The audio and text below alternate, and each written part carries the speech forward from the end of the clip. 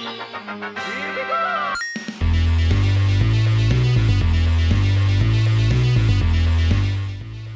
episode of The Chopping Block will feature footage from Mario Brothers Adventures. To find out more, check the link in the description. What is up, everybody? This is Axe. And this is Fizz. And welcome to The Chopping Block, an original gaming vlog style series here on my channel, AxeManGaming, where we talk about gaming news from around the world and here in the YouTube community. Fizz, man, how's it going? Going great, man. Going great. How you doing? Doing great, man. Doing great. Just been really busy lately, but we promised you guys we'd be back for Gamescom coverage, and we're very excited to talk about that today. Also, very excited to bring you guys a new format for the chopping block. You may notice on the screen there are small icons at the bottom. Those are actually going to be timestamps, so you can actually click forward if you'd like to check out some of the stuff we talk about later in the show, because we're going to be going over Metal Gear Survive. We're going to be showing off a really cool playthrough in the cutting edge segment, and then we're going to wrap up with a unique little segment towards the end of the show. But for right now, man, Gamescom 2016. It was pretty interesting. Yeah, pretty interesting, man. It got a lot of good stuff and a lot of bad, but Yeah. It was pretty good, man. I enjoyed it. Yeah, it kind of got a mixed bag, and some things we kind of expected, some things we didn't. First, of course, hugely popular game, Overwatch, new map and a new animated short was shown off, and I think it was pretty well received. Yeah, it was pretty well received because, well, Overwatch, man, has taken, I'll go ahead and say the world by storm. I mean, it's the most popular, I think, first-person shooter out right now. It's a kind of like a shooter slash, RPG. Yeah. It's Blizzard, for crying out loud. Yeah. I mean, and it's a very popular game, and it didn't surprise me that Blizzard was going to bring something to Gamescom. Yeah. Yeah, I think it's a really good move, because especially with those types of games, you constantly have to introduce new content, new characters, new maps, new game modes, all these things to keep players interested. And Blizzard has they had done that in the past with their other games. We've seen it with Diablo, we've seen it with WoW. So Right. you really knew that they were going to bring something to the table. And speaking of companies and or franchises that always bring something to the table, Call of Duty Infinite Warfare's Zombies in Spaceland mode was revealed. Yeah, what'd you think about it, man? Man, they they are going to ride it till the wheels fall off. I guess so, man. I mean, they were trying to, I guess it was just not released today. I was reading a little bit about that. They were trying to do another like sub-series Yeah. to the Call of Duty, and I get what they're trying to do, but I don't know. We'll just have to test it out and see what it's all about in November. Yeah, it's kind of an interesting move. I'm anxious to see like how it develops. If it does turn into its own side series, that is pretty cool. I mean, we've seen zombies in all these Call of Duty games, and hey, I mean, people seem to like it. So if it works, why not run with it? Yeah, if it's not broken, why fix it, right? Yeah, and there was apparently a joke advertisement at Gamescom. There was a big banner that said Half-Life 3 on it, but apparently that was a joke. That's we've been waiting forever. I mean, for that game, but it doesn't look like it's going to come out anytime soon. Apparently, I don't know. Apparently, it was like it said Half-Life 3, and then below it had some words in a different language. When you translate those into English, it says Half-Life, and then it says 3 editors who played it back then. It's like, thanks, guys. Never going to happen. Valve can't count to 3, though I have heard like rumors about Left 4 Dead 3, so hopefully that does come I to think that's fruition. definitely going to happen. Yeah, if that happens, man, that gameplay is like going on the channel stat, because we love some Left 4 Dead. Yeah, Left 4 Dead, man. I mean, I sat for hours. Well, we both did. Yeah, man. We sat for hours, man, just wasted our lives away. I mean, it just drags you in. So, yes, Left 4 Dead 3, please. Yeah, Come on. man. Yeah. And also we found out that the Injustice 2 roster now has 2 new members, Harley Quinn and Deadshot. Yeah. I mean, why not? Yeah. You know what I mean? Yeah, I can already kind of tell that Deadshot is was probably going to be in and everything. And Harley, you pretty much knew, she's a big fan favorite and everything. And hopefully they make these characters balanced and everything, because the first Injustice game was really good. I liked it a lot. I found the characters to be really balanced for the most part once you learned how to counter certain things and whatnot. So really excited that we're getting new characters in Injustice 2. And I'm also really excited that we saw a glimpse of gameplay from Resident Evil 7.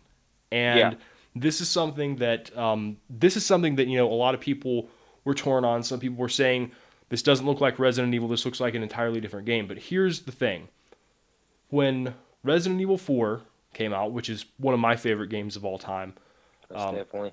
when it came Mhm. out, everybody was saying, "Oh, they changed up the formula. It's all different." And to a degree, they kind of did because you had the action-oriented combat. You had new weapons. You had all sorts of new elements within the game, but you still retained that basic element. The horror element that Resident Evil fans love. But the game reinvented itself, much like Albert Wesker or William Birkin or Alexia Ashford or any of the great Resident Evil villains.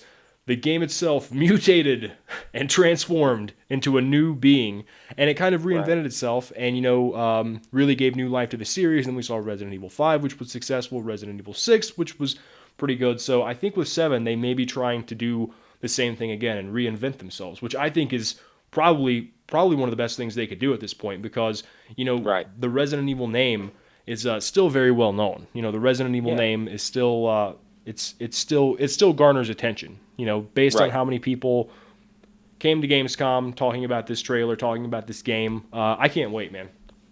Yeah, not only that, at Gamescom, I mean, we got a huge, they got a huge ovation when they revealed Resident Evil for, PSVR, Yeah, PlayStation VR. I mean, I mean, it's still a well-received game, and it's not bad that they are going with something new because, if they didn't, then I'm going to go ahead and say it. Fans be complaining like, "Oh man, it's just the same old thing. We never do get anything new." right. So they're trying to mix it up to keep the series going, so I think it's interesting. I think they made a good move. I'm anxious to play it, man. I really Yeah, am. yeah, it's gonna be great. Also, we got to see nearly an hour of gameplay from Final Fantasy 15, which looks really good. I haven't really been into the series as much throughout the past few years, but the gameplay looked really good. The environments look great. The Right. boss battles look really cool. So anybody who's a dedicated fan of the Final Fantasy series, or anybody who's heard about it and wants to jump on board now, may have a really good opportunity with Yeah, this entry into the series. most definitely. And I know I know it's another thing I just wanted to add. I mean, I just called it, and they're saying that I guess it's the Ultimate Collector's Edition or something. It's about like 200 something bucks for Final Fantasy 15. However, it did not include a season pass with it, but however, the edition down, the $89 one did. So I'm not sure what the deal of it is. I think that's just maybe a mistype or a typo or something like that. I don't know Yeah, because that doesn't make much sense. Like, okay, I'm going to fork out 200 something dollars, but I'm not going to get my season pass. right. Yeah, You know? yeah. Hopefully that was just like a little mistake, and they'll correct that. But Right. we talked about how the Resident Evil series and the Final Fantasy series both had these really dedicated fan bases, and another game with a hugely dedicated fan base got a treat because we got the official open beta release date for Battlefield 1. It is August Right. 31st, man. August 31st. So be sure. I mean, I know I'm going to check it out. Oh yeah, it's going to be great. Battlefield is one of those games that it what it does very well. It has a dedicated fan base, and I kind of like the direction that the series is going in now. In particular, like the Most definitely. back to Battlefield 1 and everything. Yeah, It's back to World War One. yeah, man. We're taking a step back from the futuristic, taking it back to, back to World War One, and so which I think is great because of course we have Call of Duty. I mean, they're doing their thing.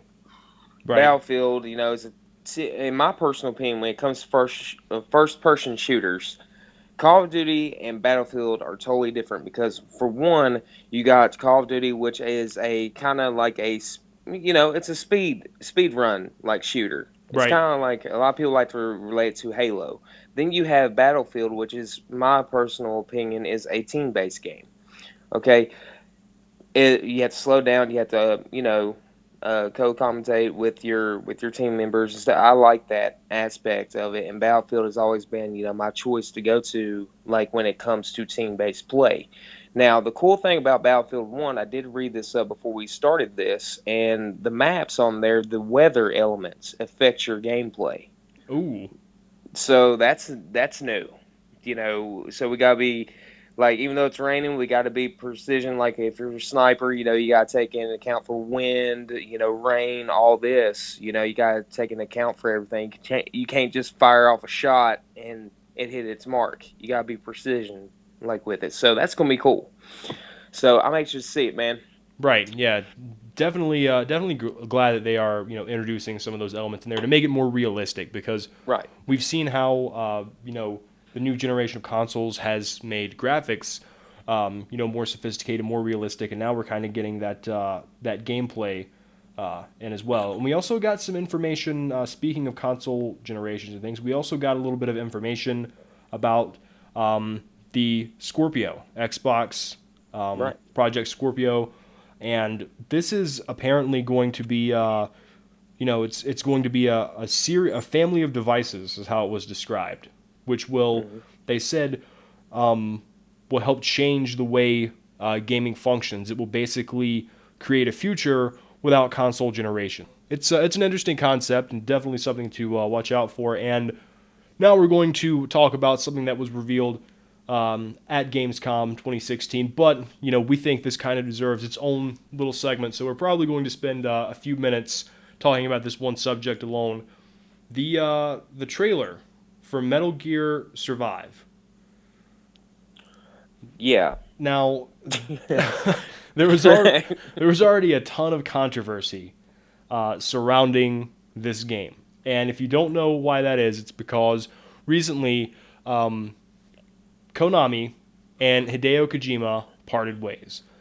And by all accounts, Kojima got kind of a bad deal. And really, the Metal Gear Solid series was Kojima's baby. And, once he left, people were wondering, well, is Konami going to keep going with the Metal Gear Solid franchise? Now, according to what we've seen, Metal Gear Survive is a 4-player zombie survival co op action game. And here's the interesting thing, it's set right after the events of Metal Gear Solid 5 Ground Zeroes. So Hmm. apparently this game is set in the same universe, but the general consensus is that it's not a Metal Gear Solid game. And people were saying it's just not Metal Gear.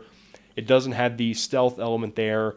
It doesn't have the artistic aspects that Kojima's games had. And don't get me wrong, the graphics look great.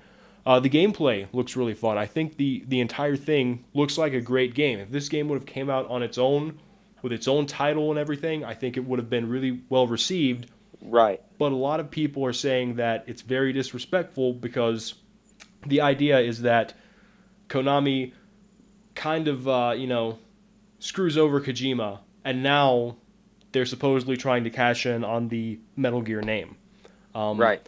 and people who are fans of a gaming series really hold it in high regard, hold its creators in high regard, and they don't want to see a series take a wrong turn for what they perceive as just to be a cash in. It's especially when it's when this Right. sort of release happens just after you have a big separation as you had with Konami and Kojima. Yeah, exactly. I mean, because like you based on earlier, I mean, Kojima, he was the writer. I mean, he was, the director. He was everything to this series. I mean, he made Metal Gear what it is today. And for them to kind of do him like they did, and then it's like, oh, but we're going to come back and use the title Metal Gear. Right. Yeah, that to me, being a fan of the series since it first came out, to me that is disrespectful. It is, and I take that personally. So Yeah. because it's like you can't take that name Metal Gear and not have Kojima behind it. You can't Right. do it. Yeah. It's just a really disrespectful move in a lot of ways. And some people were saying that, at least they're keeping the series going, while others are saying they're not really keeping the series No. going. They're bringing back certain characters. They're bringing back the same quote unquote universe, but it's a different game. It's not really Metal Gear Solid. The mastermind behind the entire operation is gone. A lot of people are saying it's just a cash in. And like I said, no knock on the game personally. I mean, the graphics look Right. great, the gameplay looks great, but like you said, just the way the situation was handled with Kojima, and now this. It's just really really poor decision and really poor timing in my Right. opinion. Yeah. So hopefully, I mean, Kojima's got his own stuff going on. He's got his own projects in the works. So, he's not exactly in bad shape there. I mean, Not at all. and most of the fan base, just like we have, they've been very vocal about the fact that they don't plan on buying this game.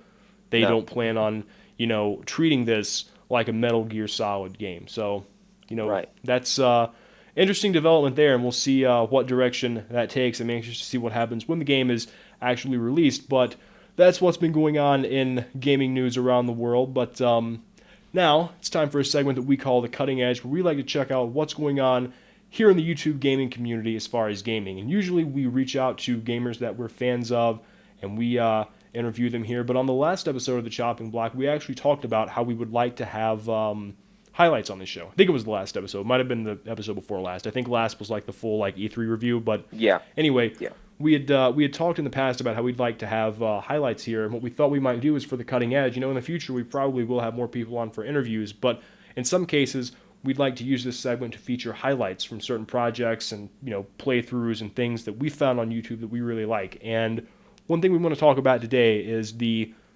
three-person Zombies Ate My Neighbors race between our good friends Sky Hurricane 89, Lord Pichu Pal, and Joseph K. And all three of these guys are really cool. They're really great gamers, and that race was just something amazing, man. Seeing them all go through it, I mean, racing yeah. to the finish, man. It's really great. They had they had a really nice setup. They had music in the background, the soundtrack, and everything. They had their own achievements they put in. It was really good. It Yeah, was just really good just to see three good players just kind of going at it just yeah, for, man. for fun. Yeah, It was awesome. they had a great time with it, and I think Sky was actually talking about maybe wanting to do another race in the future. They actually asked me to be in on this race, but unfortunately I wasn't able to because I had some stuff going on with work and whatnot. But hopefully, if they have another race, I will get a chance to be in on it. We've already talked about a couple games that we'd like to do, so be on the lookout for that, and I will have a link in the description to that Zombies Ate My Neighbors race, so you guys can check it out if you so choose. And, you're in the chopping block towards the end of the show. We always like to throw in one special segment. And today we're going to be doing a segment called the Ringside Review, where we recap what's going on in the world of pro wrestling, or should we say sports entertainment. And this That's segment, what we want to call it. yeah, But yes. this segment's going to be primarily focused around WWE's recent changes. And a few episodes back in the chopping block, I actually did a full scale review of WrestleMania and everything, and talked about my thoughts on it, my thoughts on the current product, and the main things I said. The reason I wasn't really watching the show was because there was a lack of continuity. It didn't seem like there was a lot of really good character development. Things were getting repetitive. And even in some cases, when things weren't getting repetitive, they were just trying to get people to completely forget the past, even if the past was like 2 weeks ago. And I was like, to me, this just isn't a very good TV show. But they did make an effort to change things around. They made an effort to relaunch their product in a way, a new era, if you will. And they say this like every 6 months, but we're going to give them the benefit of the doubt, So Yeah. we checked this out, and the first thing is they did the brand split, which I think was a good idea. You just have way too many people to try to get attention on one show, so I think it was a good idea to split them up. Unfortunately, like you had a really good initial Raw after the brand split. The bland split. Boy, that was a Freudian slip, Vinny. Brand. The bland The slip. brand. The bland slip. That was a Freudian slip. But you had a really good Raw and a really good SmackDown after the initial brand split. And then after that, things kind of went haywire. And a lot of it's not WWE's fault. I mean, you did have a few people get injured. You had a few people get suspended. So a lot of their plans that they were initially, banking on going forward with fell apart, and they were forced to readjust. So that being said, some of the good things that have happened, we've seen a lot of talent from NXT come up. That's been really cool. We saw some new champions crowned. Unfortunately, that was completely undone within the last week. So I guess Yeah. that's a pro and a con at the same time. But the the thing is, like, I really appreciate their effort to try to make change, but I'm still seeing a lot of the same problems that I saw in the past. Right. Number one is still this idea that people should not remember the past. If it happened in the past for WWE, it doesn't exist. One thing in particular is like Dolph Ziggler facing off against Dean Ambrose for the they've switched the names of the belts around. It's like Universal Title and like WWE. I don't know if it's WWE or World Heavyweight, but we'll say WWE for the WWE title. And people were saying, oh, well, it's like Dolph Ziggler's finally getting a shot. People used to like him, and now that he's finally getting a shot, no one likes him. And it's like, well, people really liked him a lot back in the day, and he's still a great talent, in my opinion. But the problem is, he goes from losing matches to Baron Corbin, who, no disrespect to him, but he's not exactly at the top of the card. He goes from Right. losing to Baron Corbin on the pre-show to all of a sudden being the number one contender for the world title, and we're supposed to, just kind of forget what happened in the past and go along with it. Unfortunately, people can't do that, especially not wrestling fans who have a good memory. Right. It's just not good canonically. And then some other problems I've been seeing is, certain angles just going on too long with too many rematches, too many rehashes. Case in point, Cesaro and Sheamus had a really good match. Cesaro wins, and they have this weird segment where Mick Foley's like, you have to prove yourself again or something. And I was like, okay, whatever. What that basically means is they don't have anything for either of them to do, so put them together again. So I was thinking, okay, maybe Sheamus will beat Cesaro, and then they'll have like a rubber match, to decide it all at the pay-per-view. No, Cesaro wins again. So I'm like, okay, cool. Guess, we're saying, okay, this was used to establish Cesaro, and then later that night, Cesaro gets a shot at the U.S. title at Rusev, and it's like, oh, cool, they've been, moving Cesaro up. He's got a couple of big wins, and now we're going to see him win the U.S. title. He loses because Sheamus cost him the match, and then, after all this, Mick Foley says, okay, now we're going to have a best of 7 series between the two of you. And I'm like, so 9 matches, 9 matches in total between these two guys. And no disrespect to either of them. I mean, they're both great talents and everything, but it's like, do we really want to see 7 more matches between these two? Like, I'm sorry, Right. but it just does not hold my interest. And really, what happens when like one of them wins the best of 7? Do they get a shot at the world title? Do they get a shot at the U.S. title? Like, what happens?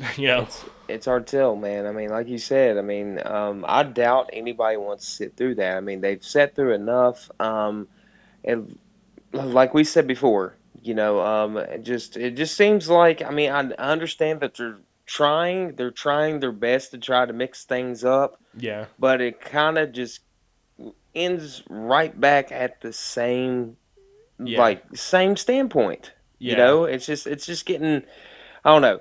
It's not the wrestling that we grew up with, like yeah. with the Attitude Era, like with Exactly, Rock, exactly. Stone Cold, Yeah, all them. You know, yeah, I can't get into it anymore. yeah. That's just my personal opinion. Yeah, that's me too. Like I tried to check in and see how it's going, and it's like they have some decent matches every now and then, but it's just really still hard for me to get invested in the show. Um, I don't. And another thing, this was really weird too. Like the WWE has in the past, they were like going with Roman Reigns as the top guy. He wasn't really well received by the fans. Apparently, they thought some other people were more deserving. Then Roman ended up failing some sort of wellness test or something for the WWE, so he gets suspended, and he comes back, and they put him into a program with Rusev. Now, Rusev and his wife Lana, they're out in the ring, and the story is, oh, they're having this big wedding celebration and everything, and it's like, oh, Rusev is the evil nationalist. So Roman Reigns comes out and like ruins the celebration. I think he like ended up throwing cake at Lana or something, or like dumping the cake on her and stuff, and to me, like, I don't understand this. Is like, was that what the WWE honestly thought would happen in a real world situation where it's like you have a man and his wife? Because if you want us to suspend our disbelief and take these storylines at face value, a man is having a celebration with his wife. Another man comes out, ruins the celebration, shoves the wife's face into the cake, and we're supposed to cheer for the guy who ruined the celebration just because the dude and his wife, they're from like another country. Oh, they were born on the other side of this line in the dirt. Ha ha, their celebration got ruined. It's like, no, that's not how the That's real not world it. works. And then like Rusev comes out the next week and he's like trying to stick up for Lana and say, oh, you disrespected my wife. I'm going to defend her honor. And again, they're like, they're talking to him like they're trying to make it like he's the bad guy. And I'm like, to me, like I still don't see great consistent writing. I see a lot of really great talent. I see a lot of really great possibilities, and I really do see the effort. But to me, it's just not coming together as much as I hoped it would. Hopefully, things turn up though, man. Hopefully they get back on track and things go great. Don't really see it, but here's to hoping. Here's the hoping, man. Hopefully, in the end, it turns out well for him. But right now, it's just not looking good. Yeah. All right, guys, that's going to do it for us today here on the Chopping Block. We would like to thank you for tuning in. We hope to see you next time. All right, catch you guys later.